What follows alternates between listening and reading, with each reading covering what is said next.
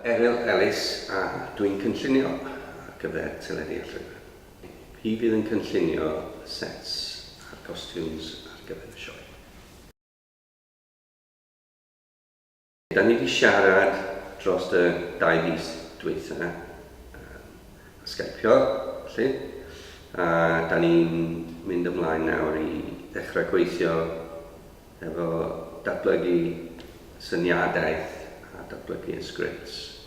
A mewn ffordd edrych ar beth sydd ar gael, felly da ni'n edrych ar lle mae'r sioe'n mynd i fynd, pa theatre, be di gofynion a cyfyngion y theatre yna. Sut da ni'n mynd i gynllunio'r sioe i weithio yng nghyswllt hynny. Hefyd wrth reswm mae rhaid teithio'r sioe, so mae rhaid bethau fod yn ddarnau, mynd i mewn i bands ac yn y blaen.